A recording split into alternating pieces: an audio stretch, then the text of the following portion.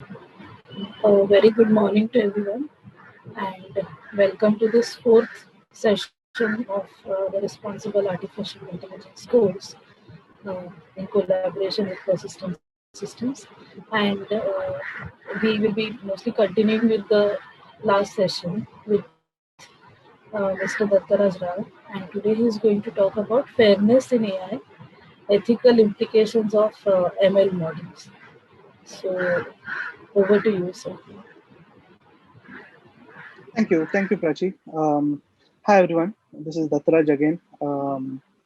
And today, like Prachi said, we'll talk about fairness in AI.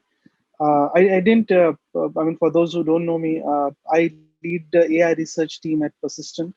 So we are a smaller team, about six people who are looking at advances in some of the cutting edge work in AI, like federated learning, privacy preserving AI, natural language processing, some of the new models like GPT-3, etc.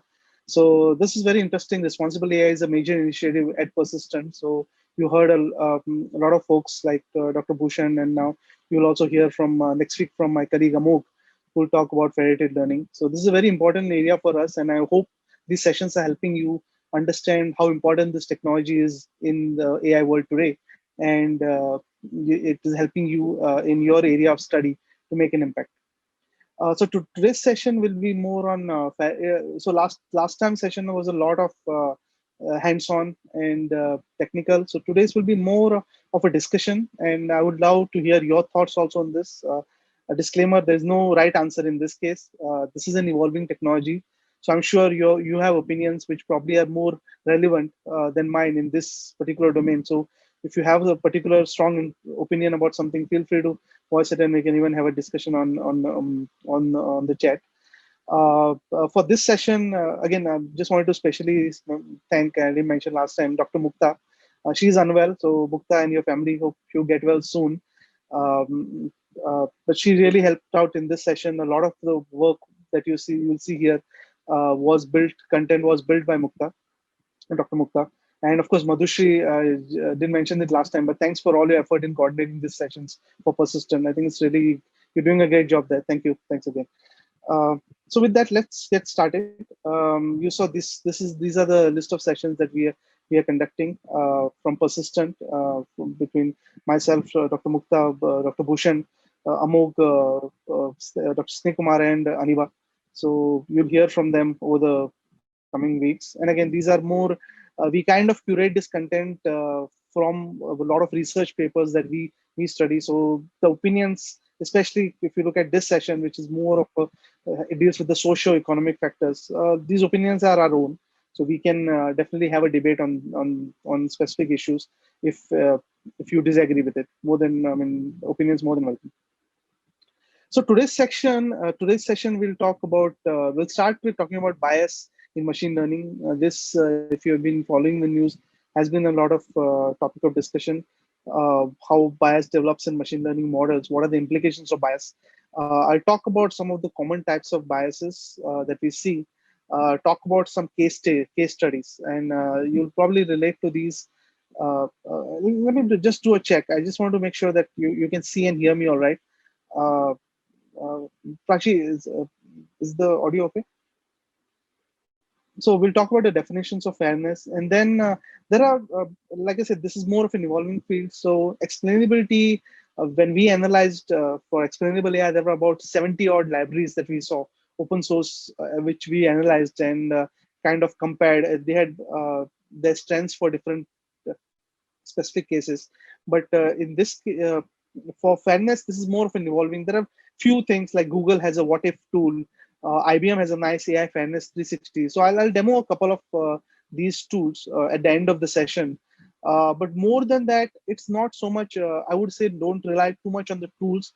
I think it's important to understand the concepts behind this and the definition. So I actually have an Excel demo, which I just put up quickly, when I'll show during the mid of the class, where you'll calculate some of these fairness metrics on your own. So it doesn't have to be a fancy library. You can pretty much do these things on your own. It's intuitive. So we'll try to demonstrate that. And then at the end, we'll do an exercise showing some of the group awareness and things like that. So let's start with the problem of bias. in machine learning models. Now, what is bias? So this term is not something related specifically to AI. The bias is something we humans have. So when we make decisions, and this is a recreation of a slide from one of these visual capitalist site. But basically, when humans make decisions, we ourselves have bias. We have different cognitive biases. Our brain takes. Actually, I may not see the full slide. So our brain kind of takes this mental shortcuts, which makes it make decisions faster, and which in turn generates bias. So bias is important because it helps us make decisions. I'm purely talking about human bias, but then sometimes you have to be careful that you may end up making a wrong decision because you're following a particular bias. And these are some examples, and you can read this offline. So things like confirmation bias. We tend to look at things that we already have a preconceived notion about. There may be things like there is an illusion of validity where you kind of look at a particular story. So the idea of bias is that these are some preconceived notions that we have. They help us make some decisions, but you have to be careful. You have to reevaluate and make sure that those decisions are kind of ethically, or you're not making a mistake by ignoring certain things because of a bias. Now that's kind of a human bias, but machines also have bias, and this really comes up predominantly when you have an AI system, because the AI system is not so much based on certain rules. Like if you have a system that follows certain rules and makes decisions, you can know that okay, this system is making an assumption that based on this gender, it is assigning certain weightage to a credit decision. But now, in case of machine learning, you are using data to make predictions. So from the data, you're learning patterns and building a model. And now this is where explainability plays a major role. If you know if the model is explainable, you can at least know, is it biased towards the right features. If you're making a loan prediction, if you are if the feature of importance is the income of that particular person, that's a valid feature. So ethically, you can say that's a valid feature. That's not an incorrect bias. But then if you are you are taking the gender of the person into account, in that case, that will probably be an example of a unjust bias. And those are the things we want to avoid. And you see these news headlines we just picked up from different news sites. There was this Indian recruitment firm that was using AI, but that turned out to be biased. The big news on this ProPublica. So ProPublica was a news website which looks at the Compass tool which the U.S. justice system used, and the U.S. justice system was using Compass to predict recidivism. Recidivism is the probability that a person will conduct a crime again once that person is in the system. And what it would use internally is it would use different answers to certain questions, which were either answered by the person themselves, or they were answered by some other person collecting from the documents or their observation about the the person. And based on that, it will predict that if this person is released, there is this much chance of the person committing a crime.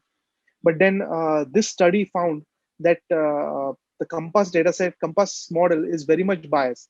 Now, that was not purely an ML model. It used a lot of heuristics to make certain decisions. And this was a proprietary model. So they kind of kept this model, hidden. We didn't know how the inner working was. But then because of this, it was predicting more likely that a person will commit a crime if the person was of a particular race. So African Americans were more scrutinized by that model compared to persons of other race. So this was a big headline. And this is a very classic example of something in AI fairness studies we use. And we'll actually look at that example of the Compass dataset and evaluate it for bias also in this class. Then there were other things like this beauty contest was using AI that was more biased towards dark skin. There was the facial recognition market that was very much biased towards people of particular skin kind. So the thing was, these algorithms would use data sets to make predictions, but these data sets, the people collecting the data set, the humans collecting data set, they probably had bias, or it was easy to collect certain data sets and certain was not available, which led to the incorporation of bias into this system. So there are multiple examples of these systems where a bias in a machine learning model has led to an unfair decision. And looking at the ethical and socio-economic issues, this has created a problem. Let's go to the next slide. So let's talk about some of the common types of biases. So like we saw earlier, bias could be, now when you're building a machine learning model, what you actually provide is, instead of code, it's the data. So data is most valuable for building the machine learning model. So when you're collecting data, the training data, you could have a sampling bias. You may collect all the cases where where people of certain gender or certain race were allocated loans. In that case, your model may have a sampling bias, that the model will see that, hey, this particular race or this particular gender was always rejected the loan. Then it will learn that as a pattern. That is what you want to avoid. You want to make sure your sample has enough distribution of the different groups in your population. It's a good representation of the population. There may be a selection bias, that you may have certain preconceived notion, and based on that, you're selecting. You are just collecting data to kind of augment your existing assumption. Then a common in statistics, a very popular popular way of representing bias is the Simpson's paradox. Basically, Simpson's paradox, if you've seen this GIF to the bottom left, there are, if you look at the data in certain groups, there are certain patterns. Like if you see all the groups, the data is trending towards from bottom left to right, from bottom to top. But if you look at the overall data set together, you'll see the trend is from top left to bottom right. So this happens. I mean, this is a statistical phenomena where if you look at the data sets in certain groups, you see a particular pattern emerging. But if you put the entire all the groups together, the pattern actually reverses, and we can see that in different data sets. So there was a classic case of bias against women in certain. I believe it was in London, and there they saw that, and this was for selection to a university. So they did this analysis, and they found, because of Simpson's paradox, the bias didn't exist, but it was actually favorable towards women. So that was a very interesting example. You can read up on Wikipedia on that. That's a classic example of Simpson's paradox. But this is an example of a bias. So your real world would have like a different distribution of different groups. The standard data set that you use to build the models probably will you may have a confirmation bias, and you select only certain groups which you are kind of either is easier to collect or you have more examples of. But a balanced data set will be something where you will actually uh, have equal of each of them. Now, either of them is kind of can have an issue, because you don't want it to be, you kind of want it to be a more of a real world, but you want a balanced data set so that all the minority groups are also given enough representation. So this is how you want your balanced data set to be. Now, down in the class, we'll also see some examples of if you notice this bias, that a particular group is being biased against, then how can we do take some statistical measures like reweighing or some other techniques to actually remove the bias. So we'll talk about some of that also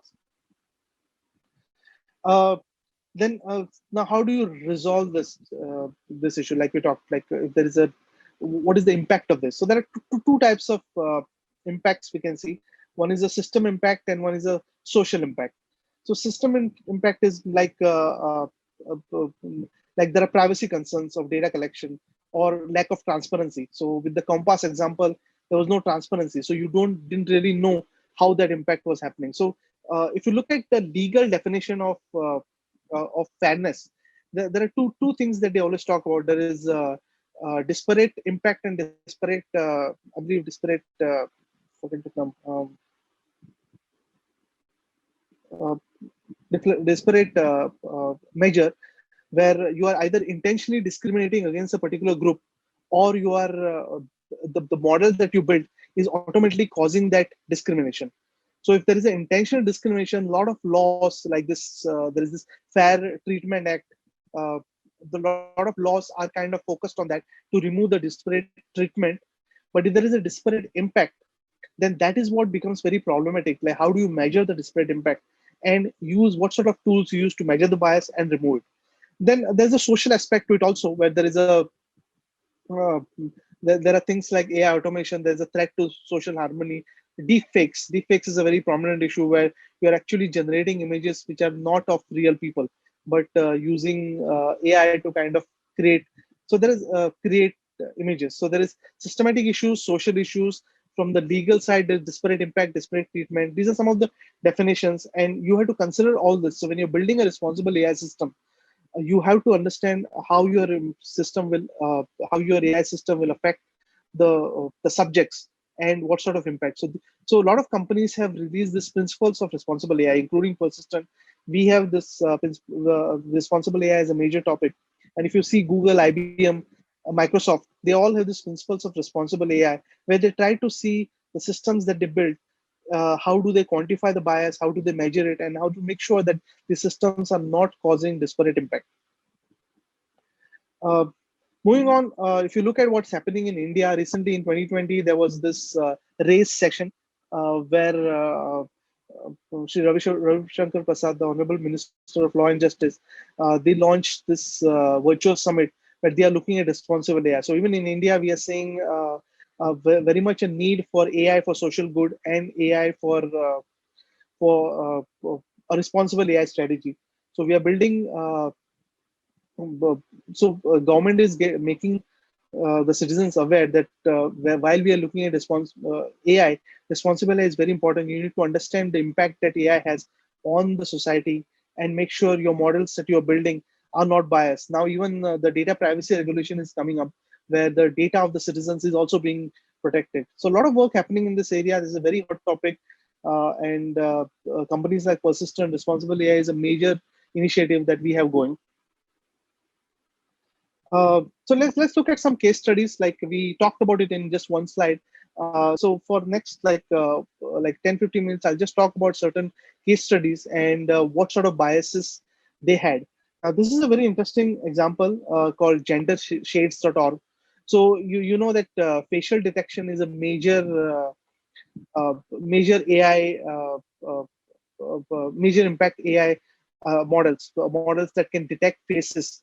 And this is one of the first, probably first kind of an AI solution that made it big into the news. Every company today, Microsoft, IBM, Google, they offer algorithms that can detect faces. But one of the studies, I believe it was MIT, they did an investigation uh, the effectiveness of the facial detection algorithm. So typically, this system just go for metrics. You look at the accuracy, and that's the focus area. We don't really look at the how the accuracy is between groups. So what fairness says is you look at the different groups and see how the accuracy varies between groups, because that can really lead to bias. So here, what we saw is, and this is a nice website, gendershades.org, uh, which uh, which kind of quantifies these different scenarios, where they took certain images of people belonging to particular skin color, uh, men and women, and they evaluated this against popular model as a service platforms like Microsoft, and they saw how the impact was, what sort of accuracy metrics that they got. So they saw that for a darker male or a lighter male, the accuracy numbers were very high. But if you look at the darker female, this particular group got the lowest of accuracy ratings. So what this means is, also you can say, okay, it is good for certain groups. But then if you have a picture of a darker male and a darker female and lighter female, the model will recognize the lighter female, but not recognize the darker female. So it's that is the bias that the model has. Though you can say that, hey, okay, the accuracy is high for certain people, that means the model is biased towards it. So for facial recognition, it probably doesn't matter that, okay, you missed somebody in the picture, that's fine. But now imagine that happening when you're getting approval for a loan. So if a particular sex or a race person applies for a loan, you don't want them to be discriminated just because the model that they have built is not performing well for a particular group. That is exactly the source of bias. So if you look at the gender shades, I actually like looking at some of the, exploring some of these uh, website, because it's a very intuitive website. You can it will quickly tell you what sort of data set they had used as a benchmark. This was the study that they had done. And then they found this was the data set that they used: 44.6% female, 54% male data set. Uh, and then the lighter different skin color. So they use some particular scale for the skin types.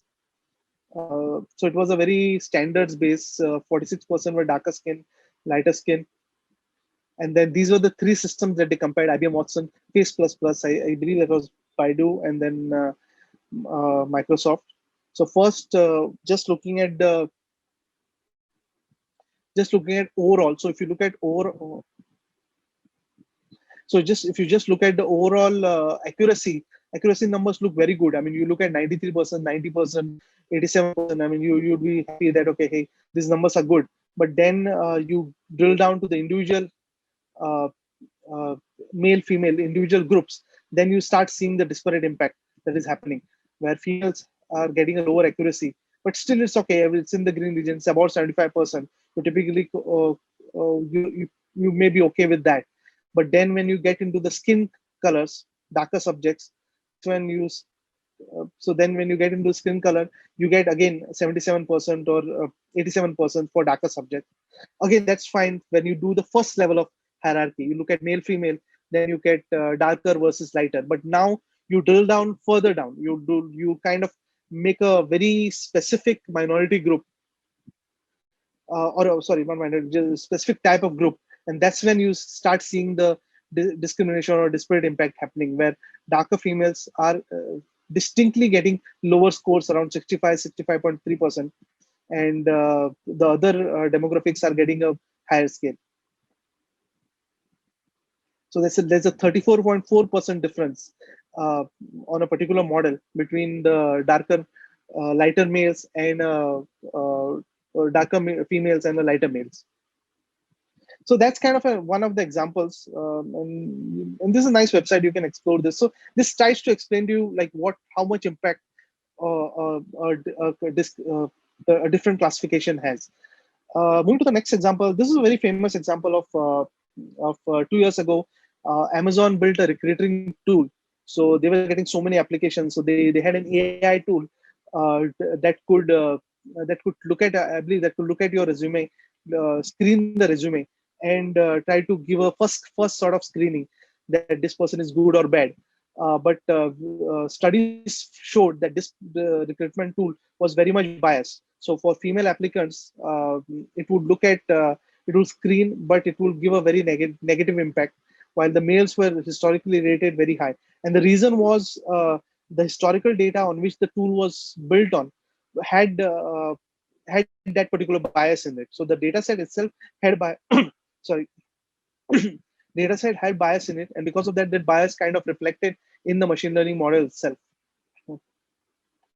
Next example, this is more of a recent example of Apple Card. If you remember, Apple tied up with Goldman Sachs and came up with a credit card, and they used AI to decide for a particular person how much credit limit to assign. And this within like a few months, it very much became clear that female applicants were given much lower credit than men. So there was a huge uproar on social media. There was like Twitter, people really abusing Apple for such a blatant discrimination for Apple Card. In fact, the co-founder of Apple, Steve Wozniak, he actually directly gave an instance where his wife they had the exact same financial situations, but she got a 10 times lower credit limit than himself just when they applied to the Apple Card. So this was a blatant this uh, uh, discrimination and bias. And the thing here was Apple didn't intentionally look at the females and give them low credit. What happened was when they explained the algorithm, they were just using an AI model, and it was not seeing gender. So they just removed gender, which is what we normally do as data scientists. Our first instinct is okay, if we don't want to be biased towards gender, let's not consider gender. So that's what they did. They didn't worry about gender. They took all the other features and started using that to decide on the credit limit. But the problem was uh, uh, these features often are correlated. That is very rare where you get totally independent and identically distributed IID features.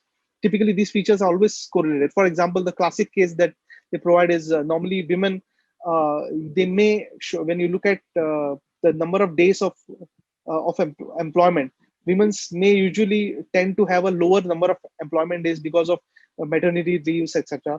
So that directly correlates to a woman. So if you know the number of working days over a few years, you may know which person is a female or which person is a male based on the trends. So a lot of these features tend to get correlated, and hence, even though you are not considering bias, you are ignoring bias, it kind of creeps in into the system. And we'll see an example of this where we'll actually remove at the end of the class, we'll remove the gender as a feature, and we'll come back and see that is it really affecting the uh, is it really affecting your model's predictions? So this was a very interesting recent case study. And the final one we talked about this was the Compass case study. This is like a standard. I mean, every fairness class you will see this case study, and a lot of discussions around it. Compass, as we said, was a proprietary software. It used about 137 survey questions, and this is a nice report from ProPublica. I highly encourage you to go and read this, because this tells you exactly how the Compass algorithm, how the Compass system works, and then how ProPublica use certain data set to actually make predictions. And then once they had the predictions, it looked at it showed clearly examples of bias. For example, in this example, and this is all from the website. I mean, this is something that was published in the very famous report. We saw that one person who was of lighter skin, the Compass program flagged them as a lower risk, while of a darker skin person was flagged as a much higher risk. But reality, that person actually ended up committing a crime, while the other person was uh, had just a minor offense and did not commit crime for uh, after that. So, this was highly biased against a particular race, and black offenders were seen almost twice as likely than white offenders to make the risk. And this was because, again, and we don't know how Compass works. It's a proprietary algorithm, so maybe there were some specific rules in the system which was against a particular gender or a particular race. So that's kind of just some case studies on how bias creates an impact. So even though you are not considering bias, your system may end up implementing, incorporating bias, and that could lead to issues. So what are some of the definitions of fairness?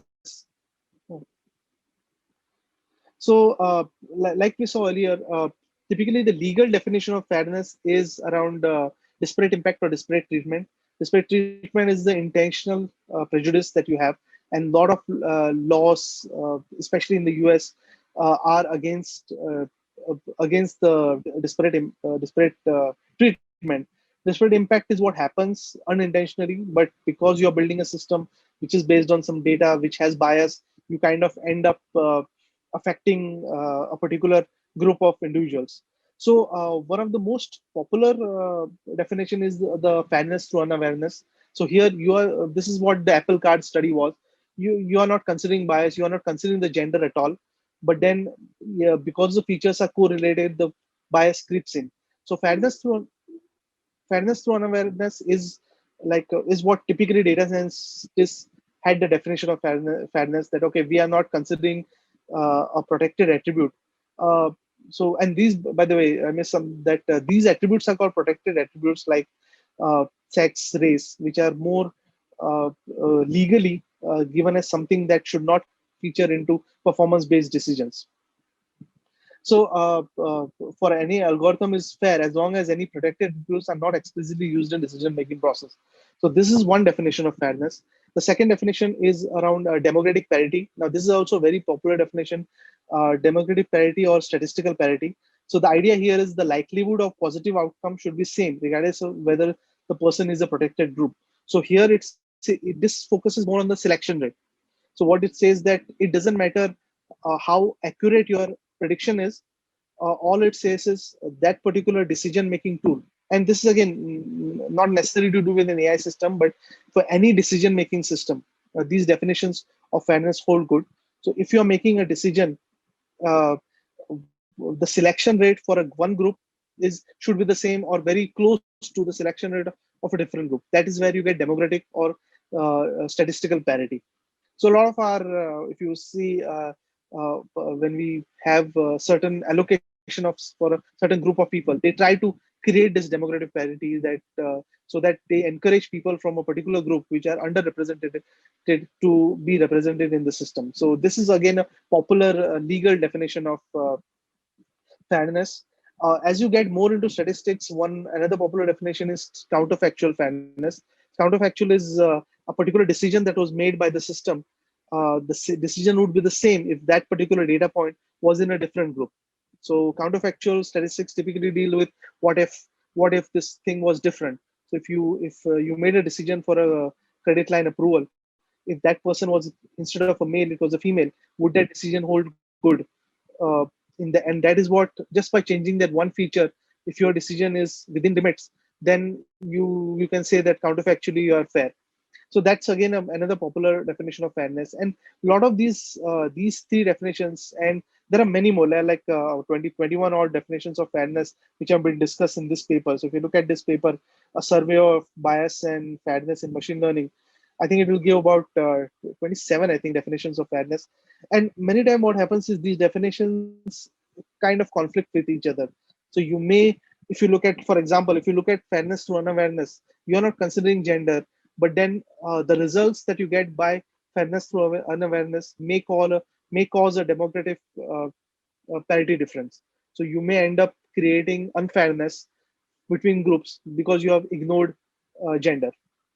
So that kind of calls for you to add gender to your mix so that you can at least create uh, uh, you can make particular gender more prominent.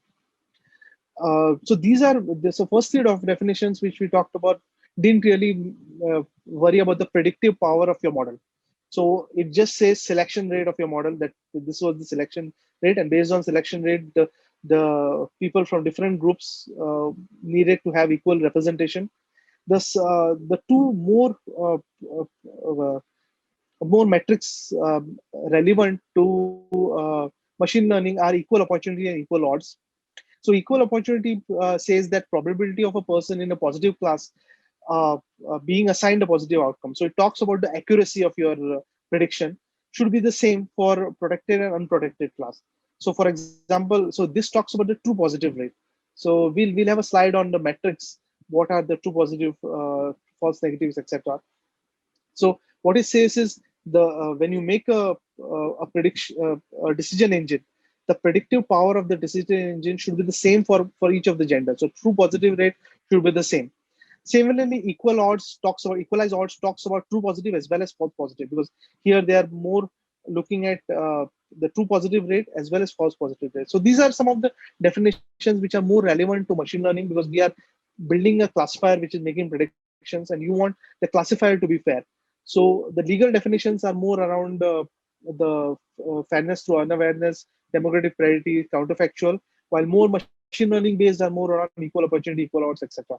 And again, like I said, these definitions of fairness often conflict with each other. So it's very interesting. You kind of, when you look at this different definition, you really need to have a ethical committee. I mean, this is more than technical. You need to understand what sort of fairness is important to you and which definition you want to use. So when you're building an AI system, those are the metrics you want to consider. Do you want to consider statistical parity difference, or you want to look at equal opportunity difference? And accordingly, you want to design those into your machine learning systems. So this is the just a example of some of the ways to measure this. And the way I'll do this is uh, we'll look at some calculating some of these fairness metrics by hand. So after this, I'll walk through an Excel sheet where I'm just doing some of these calculations, and then we'll have a demo of the IBM AI 360 tool. Actually, we'll take a break after that, and then we'll take a demo of the IBM AI 360 tool, where which lets you build this, which programmatically lets you uh, build some of these metrics. So as you know, I mean, I'm sure this is from the famous Wikipedia article, which I guess people keep referring all the time. How do you when you have a decision making a model that makes a prediction? So whatever is in the circle is your what the model has found positive. The ground truth is what is in the square. So these are the true positives. These are the false positives, false negative, true negatives.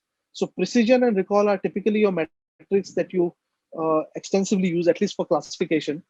And precision talks about your true positive versus the total number of positives. So it only looks at how good your individual classifier is.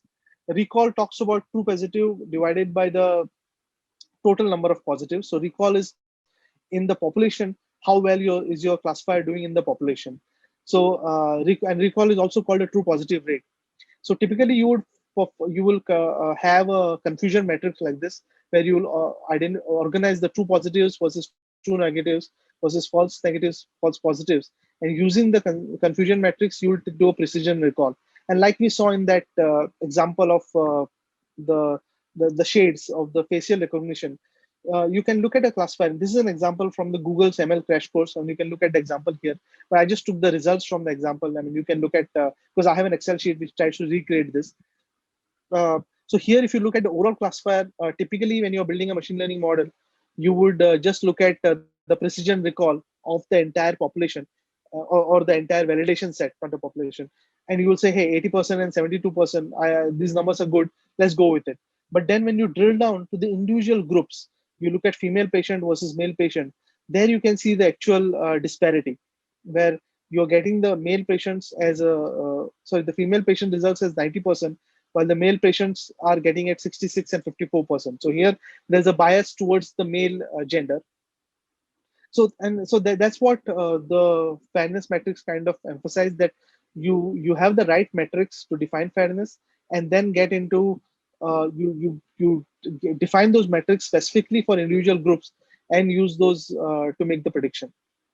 So with that, so I didn't go into the Google's example, and you can look at the website and it will tell you exactly how to calculate all these things. What I wanted to do was a quick demo. This is a very quick Excel sheet that I just put together, and I can make this available if you like this. I can, and do let me know any feedback. If this is very basic, I mean, no brainer, then that's fine. That's also fine. Do let me know. But if you think this is helpful, I can make this sheet available to you also. So what I'm doing here is I'm not worrying about the features. I'm just taking a classifier, just a dummy classifier, which is predicting for two groups, group one and group two. Group one has 10 predictions, group two has 7 predictions. And what I'm saying is, okay, these are the predicted values and these are the actual values. Uh, and I'm just making a simple binary classifier. So I'm not even worrying about the features because I'm more interested in how the fairness metric says. So I'm just taking uh, I'm saying one when the actual prediction is it's a positive or a negative, and what is the actual case. So in this case, the first case here, the predicted is one, actual is one, so it's a true positive. In here, the predicted is one, but the actual is zero, so you missed it. So it's a false positive. So you're calling it positive, but it's not really a positive, so it's a false positive. Here, it's true negative, and similarly here it is a in this example, if the actual is a positive, but you missed it, you're saying no, so it's a false negative.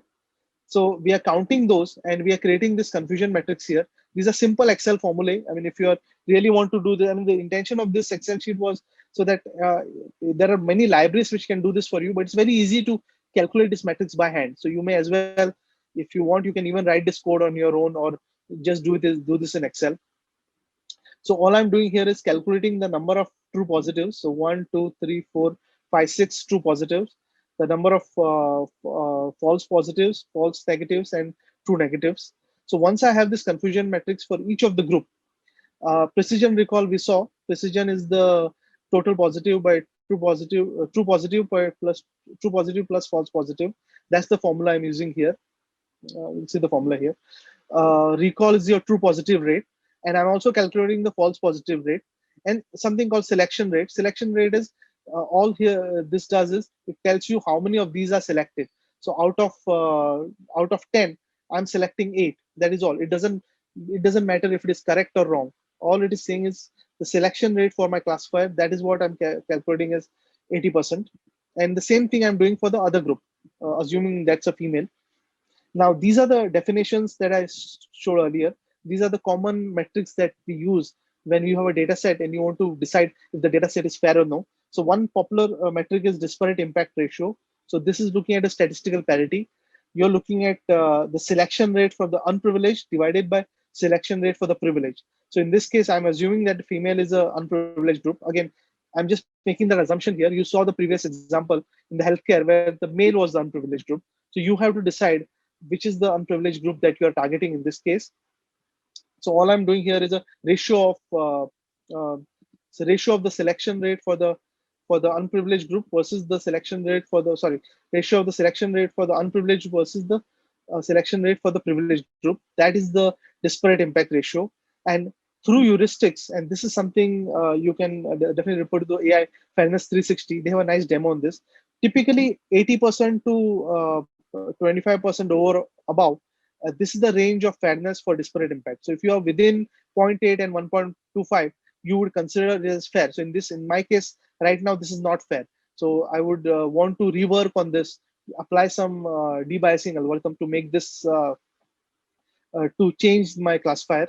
Similarly, statistical parity difference, it uses the same thing. What it is doing is it is taking your probability of unprivileged minus probability of uh, privilege. So selection rate of 1 minus selection rate of this. So here it is 0.43 minus 0.8, so negative 0.37. That's my statistical parity difference. Getting to some of the other metrics from ML side, there's an equal opportunity difference and equal odds difference. Again, these are the rates, these are the formulae for it. For equal opportunity difference, you're using true positive rate. So you do for the unprivileged true positive rate minus for the privileged true positive rate. And that is what we are calculating here. And you're getting this. Here you're taking an average of a false positive rate for the unprivileged minus privileged to true positive rate minus for the unprivileged to the privileged, and taking a average of the two. So that's the equalized odds difference. So these terms may be confusing, at least they were to me when I started reading about them in the papers, like what do all these things. These are very straightforward. You have either disparate impact ratio, statistical parity, equal opportunity, and equalized odds, and this is all they mean. They mean either your selection rate or your true positive and false positive rate. And this is how you can quickly calculate them. This is the range that AI Fairness 360 talks about, and we can use this range as a benchmark to see if our data set is fair. So you may just look at a particular data set and without any dividing into testing or a validation set or training a validation set, all you can do is take the data set, look at your disparate impact or statistical parity, and see if the data set is fair, and then apply some debiasing to make it fair. The other option is you build a classifier and look at the performance of the classifier and see if there is any equal opportunity difference or any equalized odd difference. So that's kind of at a high level. Do let me know if this sheet was helpful. I mean, it is very basic, but the point was that it is easy to calculate these metrics by hand, and you should know what they mean, and then you can easily use a library like AFNS 360 from IBM to quickly calculate them. So let's take a break. I'll take a break till 10:55, uh, just like a 8-minute break. And after that, we'll do a demo of AI Fairness 360, and I'll walk you through a notebook showing some of these things applied in Python code. So do keep the questions coming. I kind of went a long time here, so I'll try to answer some of the questions when I come back from the break. Hey, hi everyone. I hope you can hear me. So let's get started. And thanks for your comments. I was going through some of the questions. Yeah. So yeah. Thanks for letting me know that this is helpful. I think for me at least, it was able to explain by hand how you calculate a lot of these fairness metrics and even your true positive and false negative. So I'll try to make this available. Sorry if the screen was not clear. I'll make the Prachi maybe offline. I can send this to you and you can distribute it to the larger folks.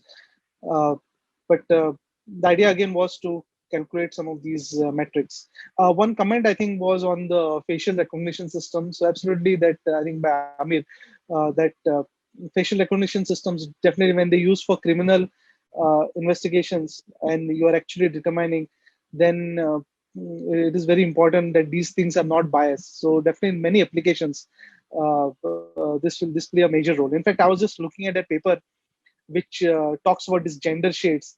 And if you and I just missed mentioning this. Timnit is actually the author of this paper, which talks about where she actually is the one who did the study, and that's why I guess Google was not listed in the study, but it was more of some of the other companies. But she is the one who authored. And if you remember, if you have followed the news, she's the one who was recently had to leave Google because of some of the ethical concerns that she raised. And there was a paper against regarding fairness in AI, which because of which she had to leave the company. So it's a very interesting topic, and this definitely have a look at the Gender Shades website. It's a very you can clearly show how bias affects your machine learning models there. So before getting into some of the hands-on stuff, and I'm sorry I could not give any collab notebooks because some of these libraries like AI Fairness 360, I didn't see them working very well on collab. Maybe I didn't get enough time to tune them well. So the notebook I'll show will be something on my running on my Jupyter notebook, but I can make that available also, and you can play around with it by installing Jupyter. This is much it's much convenient that way. Just one word before getting into some of the hands-on work. So we talked a lot about bias. So these are the bias metrics: your statistical parity difference, equalize odds. But how do you mitigate the bias? So if you look at very 10,000 level foot of machine learning, you take your data, build a classifier, and use it to make predictions. So bias mitigations can happen at three different levels. You can mitigate the bias at the data itself. So if you know that there's a statistical parity difference in your data, what you can do is you could apply some technique like reweighing. So what it does is it knows there's a class imbalance. There's certain uh, individuals in a particular class are given a lower priority. You can reweigh the class, so you can either simulate data of more from a particular class, or you could kind of manage the class imbalance. So using techniques like reweighing, you can make sure that your data is balanced and then continue with your regular machine learning pipeline. So this is one option when you have access to the data. Some cases you can't really modify it. Now what happens with reweighing is you may end up adding errors, because you may say that if there are like 30 women who applied for a job, and say 15 got selected. Now if you want to reweigh it, you're actually adding more entries, which is incorrect because you are adding dummy data. So sometimes you may not prefer that. So other option is you can do it at the classifier level itself, where the classifier is aware that there is a bias against certain groups, and it tries to reweigh the way it makes predictions for certain groups. So there is one technique called adversarial debiasing, where you actually generate along with your main classifier, you build one more model which will look at what is the probability of the prediction being from a particular class. Like once you make a prediction, can you go back and identify one of the protected features from it? And then you can use the adversarial debiasing to build a better classifier. So you may end up losing some accuracy, but you may end up making your model more fair. So that is one popular technique. And then the final option is looking at predictions, where you are actually changing the prediction. So even if you're making you made a classifier which predicts certain things for certain gender, you actually change the prediction under certain criteria based on certain features, so that the classifier becomes more fair. So these three techniques are again what you can apply either at the data level classifier or the predictions level to mitigate the bias. And with that, let's switch to AI Fairness 360. Uh, this is I mean, some of you may have already seen this, so so this may be a repetition to you, but this is a very good tool, one of the from IBM, one of the foremost libraries which can help you define your metrics and do the uh, debiasing also. And what I really like about this is they have a very intuitive web demo. So I would just jump to that. I mean, you can look at the Python API and read the paper also. The paper is also very good. This is, I believe, it's led by Kush Virshane from IBM. You should also see his talk. Uh, yeah, Kush Virshane. You should also see his talk on YouTube. That's a very popular. It's in my references. It's a very popular talk, and it walks through these different statistical metrics. Even the Excel sheet I kind of put together looking at his talk. So it's very helpful. So we'll look at the web demo. So this looks at certain data sets, and these data sets are available as part of the AI Fairness 360 library. So Compass, as you saw, that the popular example here, sex and race were the protected attributes. And in fairness terms, we use the word privilege and underprivileged, so that you make it explicitly clear that this particular value of this protected attribute is a privilege entry. So in this case, uh, mm, uh, so in this case, sex female was the privilege because it was more biased towards male. So this was an interesting difference there. And Caucasian was more privileged, while the anything non-Caucasian, Asians, black, they were all put as an unprivileged uh, uh, race. And then so we select one of the, and there were other data sets also. There's the German credit score rating, and then there is adult consensus, which looks at the income. And you can definitely try some of these on your own. The good thing is it's very intuitive, so you can just select the Compass dataset, go next. So now what it is doing is on the fly, this tool is calculating the bias in the dataset. So it looks at, just like we did in that Excel sheet, it uses this AI Fairness 360 library and calculates the bias. So you see statistical parity difference, like we saw, and you can just click on this info button. It will tell you the exact definition. Just like in that Excel sheet, the definition was there. It will tell you which paper this definition came from. So a lot of these, if you look at this 27 odd metrics of fairness, there's typically one or two papers on each metric which defines that metric and define cases where that metric is applicable. So here, this paper, fairness through awareness, was something that was that defined statistical parity difference as a metric. These are the values that we saw, minus zero point 0.1 to zero point 0.1, which is like a rule of thumb. I mean, you do not treat it as like a hard and fast rule, but typically that would you would consider it as a fair. So in this example, you can see that the statistical parity difference for the Compass dataset, it is negative 0.36, so it is less than minus zero point 0.1. So it is a biased dataset.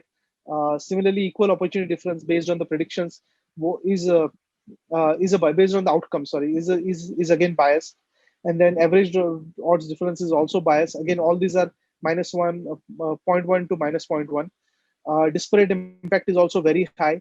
This is goes hand in hand. If the statistical parity difference is high, then disparate impact will also be high because its definition is also, this is just a ratio and that is a difference. Thiel index, we didn't talk about this, but you can look at the definition here. It talks more in terms of entropy.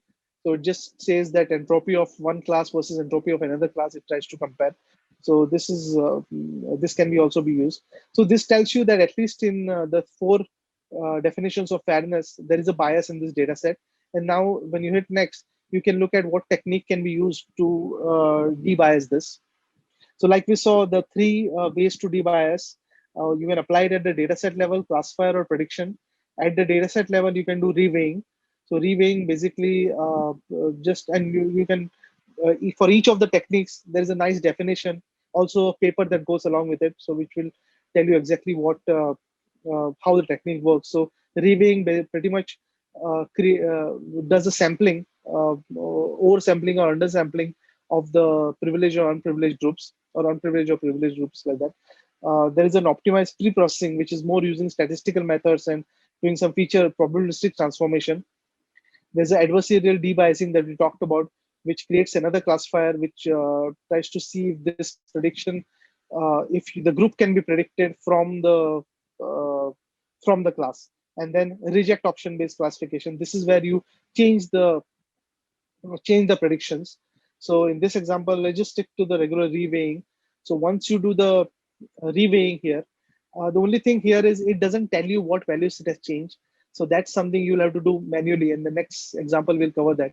But all it does is it says, okay, this was the bias before. So if you look at disparate impact, before the disparate impact was 0.59, it is a disparate impact ratio. And now because of reweighing, it changed the weightage of these different classes. So the samples coming from a Caucasian class, it underweight them, and samples coming from a non-Caucasian class, it applied a bigger wage. Sorry, in this case, it's a sex. So that samples coming from male, it applied a bigger weighing, so that male by itself would not be discriminated against, and saying it probability of recidivism is high.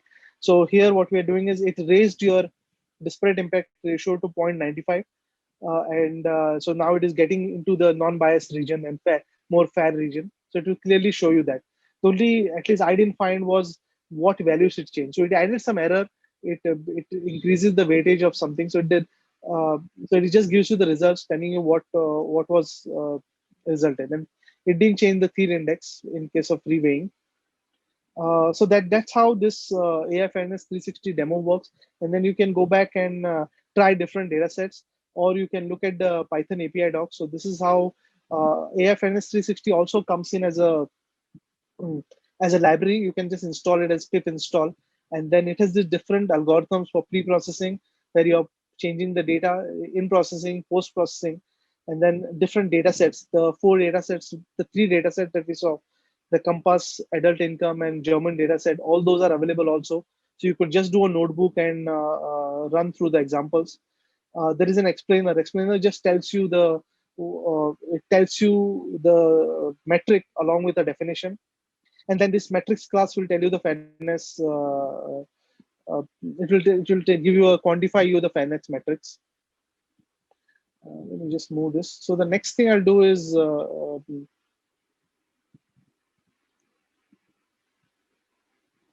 yeah. So this is a notebook, and I had to, like I said, I could not get it running on Colab, but if you can, I mean, feel free to host it and send me the link also. I kind of got this running on my Jupyter notebook. It just tells you the some basic definitions. Like, I didn't have a slide for this, but disparate treatment and disparate impact.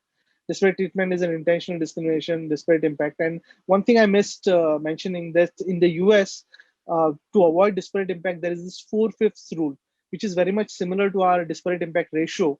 So they say if the 80% of the group with the highest selection rate uh, versus that of the unprivileged group, if that ratio is 4/5, in that case, that legally you can consider that as a fair approach. So this talking about some of these metrics, like what we saw in the IBM AI 360 tool. And then what we'll do is, I didn't want to use the data set available in the AI Fairness 360 tool, because that was kind of, they have enriched that data set.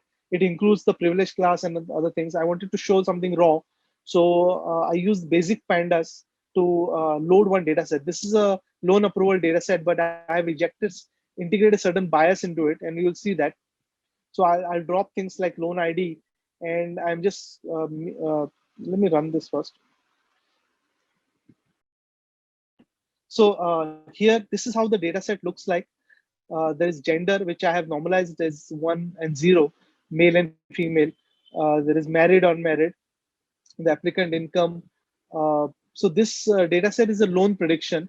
So from historically, for loan applicants, based on these features, we have a loan status field, which is our target, which tells you it's a 0 or a 1. 0 means if the loan was not approved, and 1 is if the loan was approved. And then there are different features, and I've done this used use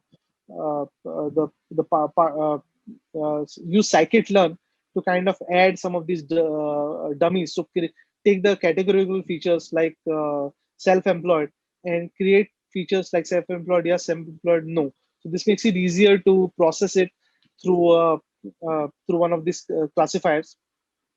And then what I specify here is what is the privilege and unprivileged. So I'm only looking at gender in this example.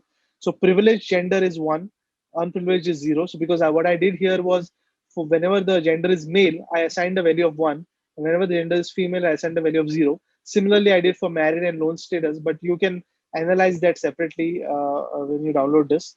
One thing you have to do with AI Fairness 360 is you have to convert it into this binary label data set.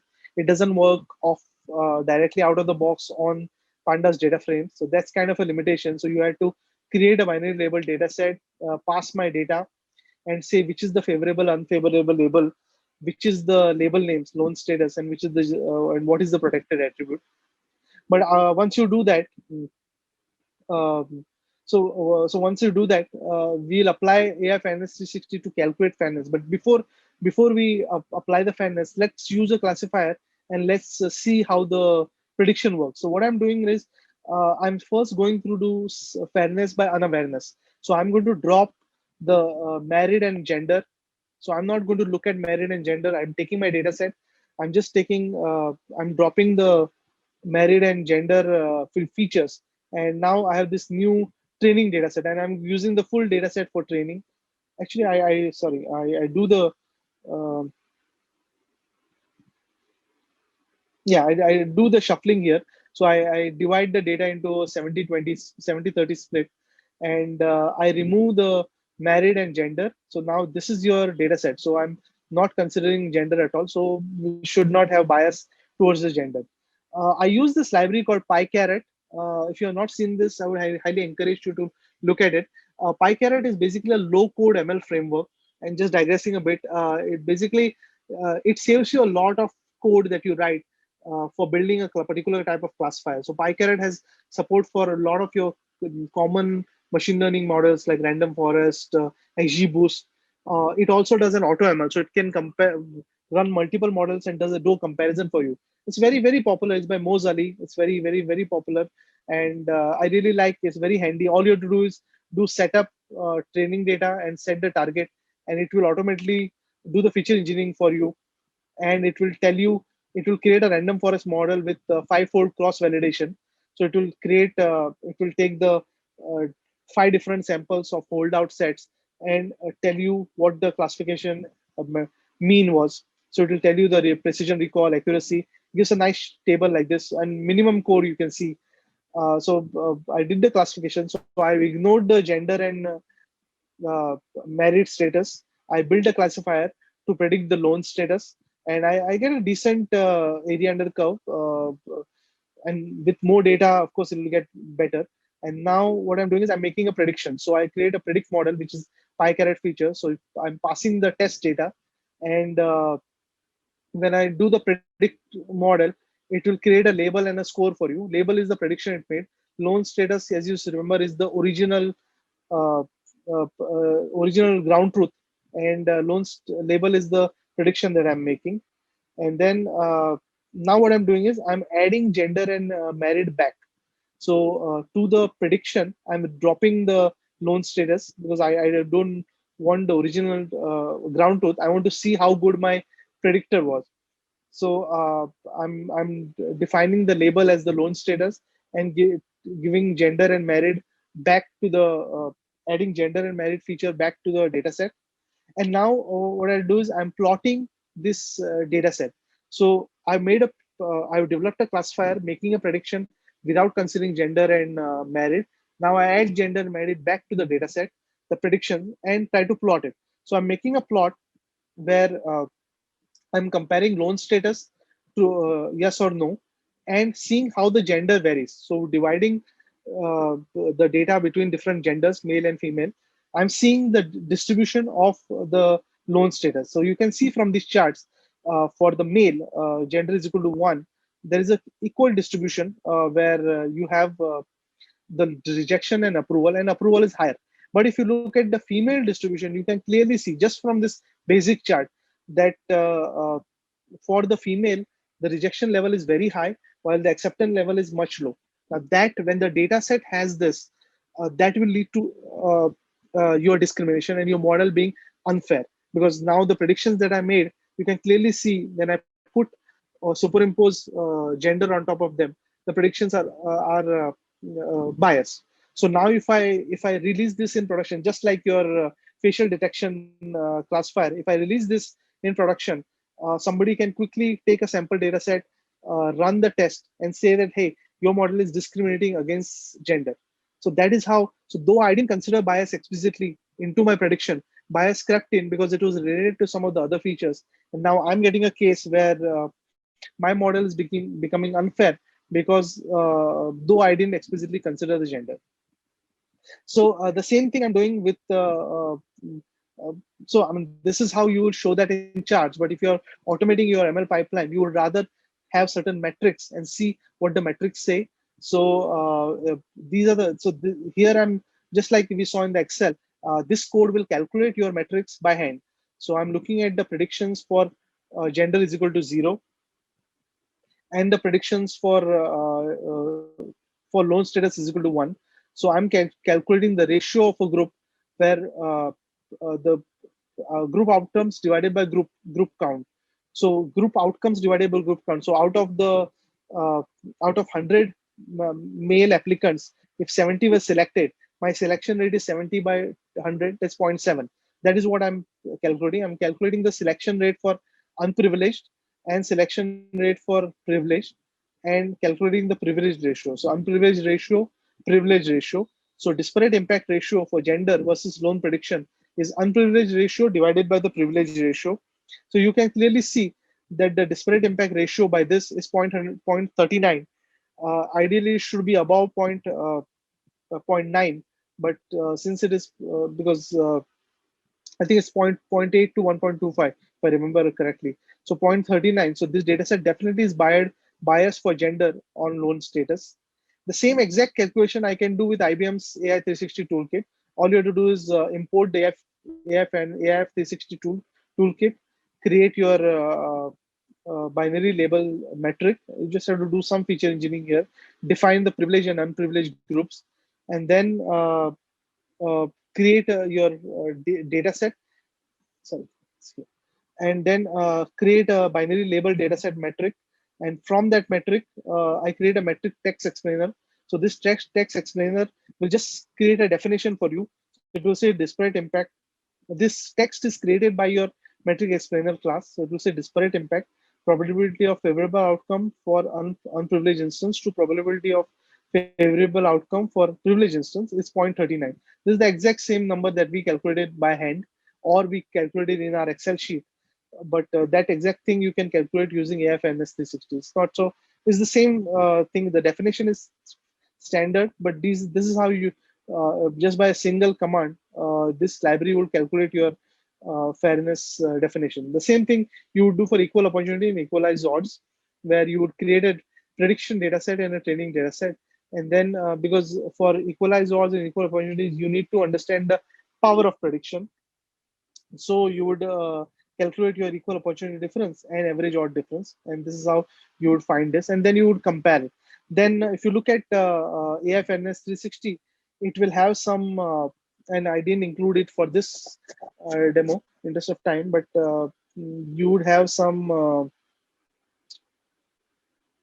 some pre-processing algorithms where you would do there's a disparate impact remover. So you could quickly take your data set, remove the disparate impact, and get a new data set which is more fair, and use that fair to train your classifier, so that classifier itself is fair. Or you look at something like adversarial debiasing, and here they've actually, if you go to the AI Fairness 360, they have given some examples. Uh, they have given examples, I believe it's in the GitHub, where they have given notebooks where they have used some of this debiasing techniques, just like you did in the web demo. And you can debias it and create your data set and use that to generate explanations. Sorry, to show the fairness metrics. And then one last thing is, if you look at each of this, so the good thing about AFNS 360, what IBM has generated is they have taken the best of these research papers and created an implementation for them. So this is like a single fan, instead of having a separate library for debiasing, separate library for metrics, this is like a single source where they have given what technique for debiasing they're using and what paper. So you can quickly look at this paper, mitigating unwanted bias with adversarial learning, and you can look at open the paper and you can see what is the technique that is used in this paper, and then go through the code. It's all open source, so very powerful. Google also has a Google AI fairness toolkit. I think it's called what if analysis toolkit. That also does the same thing. It gets all these metrics for you. So that's how you could use it, and you can see the examples on the GitHub for AI fairness 360. You can look at some of the notebooks that they have given, and just try these notebooks directly. Like there is a pre-processing adult notebook, uh, and this will give you an example of using some of your adversarial. I think this is using reweighing. So here, yeah. So here there's a um, yeah. It is looking at a transformation using pre-processing. It is doing a transformation of your data set and then using the transformed data set to fill it. So you can do this bias mitigation using AI Fairness 360, try these different methods and see how it works on your data set. So that was that was it. I wanted to end with showing the demo of this notebook, and I'll make this notebook and the Excel sheet available. And hopefully, I mean, do let me know any feedback when you try this out. If this is easy to learn some of these fairness metrics, and you can share this among other students also. Let me take some questions. I know I've been talking for a long time, so let's see if there are some questions. So thanks for your comments on that this thing Excel sheet was valuable. Yeah, I'll share the notebook and this slide. Yeah, this is a good question, Akash, on impact on overall accuracy for fairness. So yeah, so if you look at uh, so typically what happens is when you want to debias your data set, you you typically add some noise to this data set because you want to create a balance of the different classes. So you end up compromising some accuracy. So that is why it's something that you want to try and see. You don't want to blindly. So in fact, we were trying to apply some of these fairness metrics in a machine learning pipeline. But the catch there is you don't want to blindly apply a machine or fairness metric, fairness debiasing technique, because you don't know how it will affect your accuracy. So you want to make sure that your model is fair, but at the same time, you don't lose too much on the accuracy. So you want to do a comparison of how the current performance is, and after applying your debiasing, how the performance varies. Does it decrease too much since you're adding noise? So typically, if you look at reweighing techniques, I think all the techniques there will be some change in accuracy.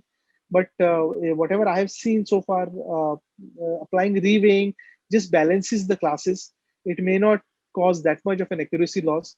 At least it won't cause an accuracy loss uh, of certain classes. Now you can't, as a blanket accuracy, if you look at the full data set, you will probably suffer some loss. But if you look at a male and a female classification, a distribution of male and female, because you're not sampling from the privileged class, so privileged class will probably still have a good metric of accuracy. But your unprivileged class, you may end up increasing accuracy, but you may but you are adding some more data to it. So you'll definitely hear a loss, you'll see a loss. I have not seen many papers which actually quantify what the this thing is. So the scope for some research there, Akash, if you're interested. Any other questions? I think 5 more minutes, and definitely I'll Yeah, share the Excel sheet. Go ahead, please. yeah, it's a great session, Taraj. It is great to see all this. My question is, as we are getting this, we in general in the data we already have the bias actually. If we consider the example of the loan case, generally the male is applicant is more on that data. So in general only in the data set the bias is implanting. So how we can remove that? Yeah, that's a good question. So the thing is, the bias will be there in the data set, like we saw in this demo. Uh, Let me take a different example, maybe. This is more of a loan example. So the bias will be there, and you'll see that from this metrics, you'll see that certain features are biased actually towards say age or towards gender. So certain features are biased. So you could, like we saw the different techniques uh, for bias mitigation. So you could use reweighing. So one of the things that Yeah.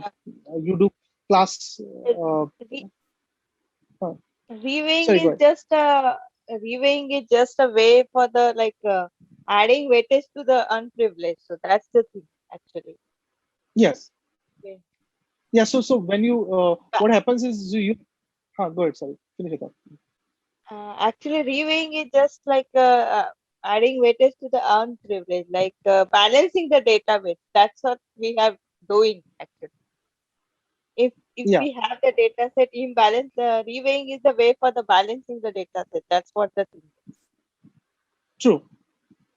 So reweighing will balance your data set, and then the balanced data set will be used to build your classifier. I mean, the objective is that your classifier should be unbiased. I mean, your data set will still remain biased, but you want to make sure your classifier, the machine learning model that you're using, should not have the bias. That bias from data set should not flow into the machine learning model.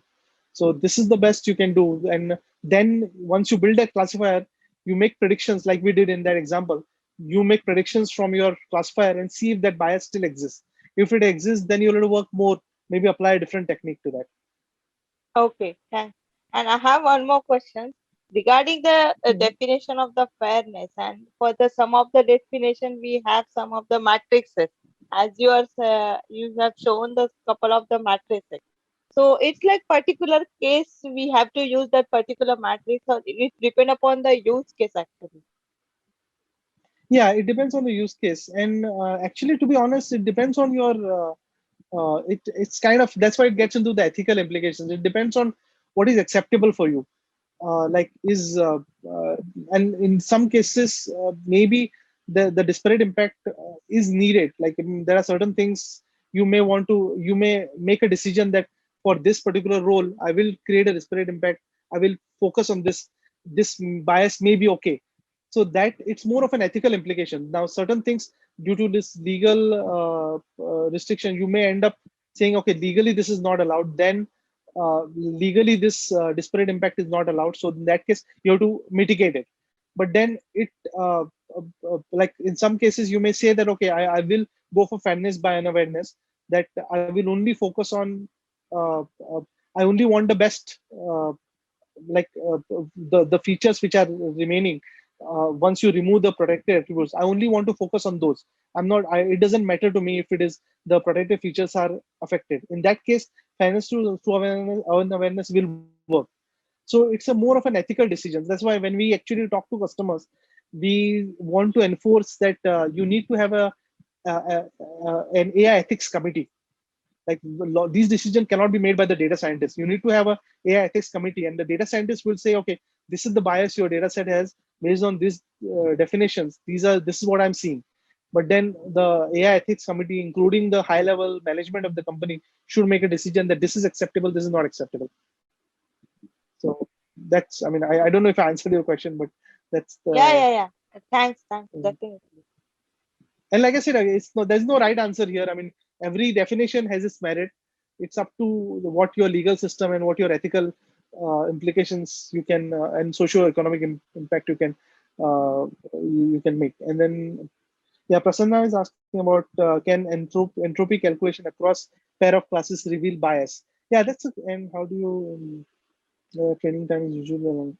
Yeah, that's a good point. So first, entropy calculation, definitely yes. I think the Thiel index is based on entropy classification, and I'm not looked much at it. But yeah, you can look at the entropy for each of these groups. And I think that's what this does. Computer general entropy benefit for individuals in the data set. So Thiel index is more of a individual as well as a group fairness metric. So it looks at, so one thing I didn't talk explicitly was a individual classification, individual fairness metric, where similar individuals should be treated similarly. So when you look at entropy methods, you can kind of see which individuals, if similar individuals are treated similarly by calculations. Similarly, you can apply that to the group fairness also, that for this group, if you calculate average entropy, and then for this group you can kind of say that these groups are similar, or there is a big deviation between them.